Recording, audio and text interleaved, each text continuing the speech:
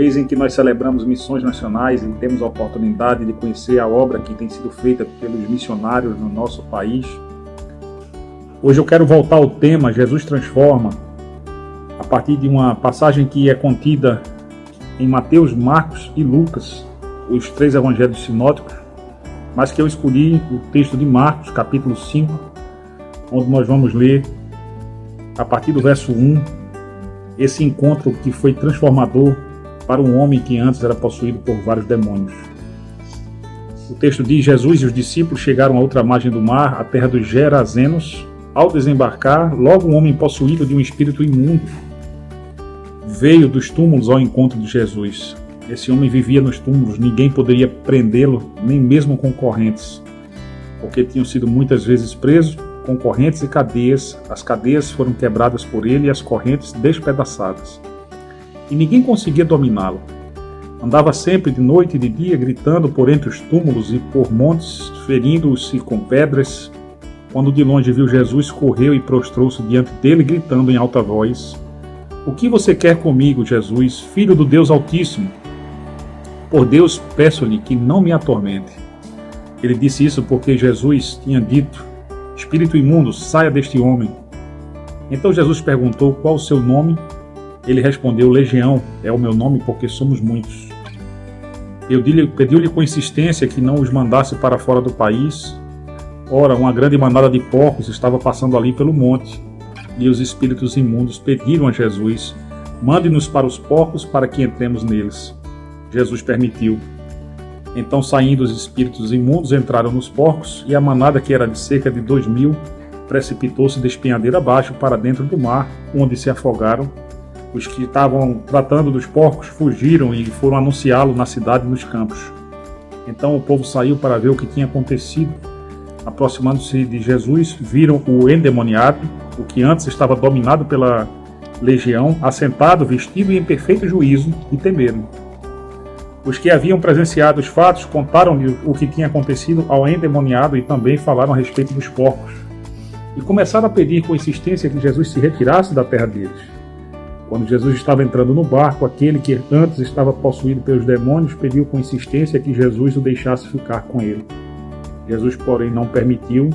Ao contrário, ordenou-lhe: "Vá para sua casa, para os seus parentes, e conte-lhes tudo o que o Senhor fez por você e como teve compaixão de você." Então ele foi e começou a proclamar em Decápolis tudo o que Jesus lhe tinha feito, e todos se admiravam. Hoje eu não quero especular a respeito dos motivos pelos quais Jesus atendeu o pedido daqueles espíritos imundos. O fato é que houve uma grande demonstração de poder. 2.000 porcos se precipitaram no destiladeiro, o que é indicativo de que milhares de espíritos malignos dominavam a vida de um homem que foi liberto pelo poder da palavra de Jesus. Saia desse homem. Eles não saíram sem algum tipo de resistência, mas no final sucumbiram, porque Deus está no controle até mesmo daquilo que Ele permite em termos de ação do maligno. E aquele homem havia sido possuído por aqueles espíritos até o dia em que o próprio Deus, por meio de seu Filho, o libertou daquele mal e transformou a vida daquele homem. Muitos que passassem pela experiência que ele passou, provavelmente não largariam os pés de Jesus, caminhariam seguindo os passos de Jesus, e foi exatamente isso que aquele homem desejou. Mas Jesus tinha algo diferente para ele. Ele disse: "Volte para sua casa e conte tudo aquilo que Deus tem feito." Meu irmão, minha irmã, eu quero lhe chamar a atenção e que essa palavra de Jesus pode ser para mim e para você. Às vezes nós queremos ir para lugares muito longínquos e fazer missões nacionais. Pode ser um objetivo desafiador para muitos, uma ideia que enche os nossos corações de esperança, de fazermos coisas relevantes. Quem sabe ir para estados pouco habitados, longínquos, onde talvez não seja possível acessar através de aeronaves, mas apenas através de embarcações, quem sabe. No entanto, Jesus deixa uma tarefa muito simples. Volte para casa e conte tudo aquilo que Deus lhe tem feito. Aquele homem fez exatamente o que Jesus ordenou, e aquela vida transformada foi transformada também em uma vida a serviço do testemunho de Jesus. Outras pessoas que ficaram assombradas pelos acontecimentos pediram apenas para Jesus se retirar da terra deles e nem exigiram indenização pela perda dos porcos. Eles só queriam que Jesus se retirasse.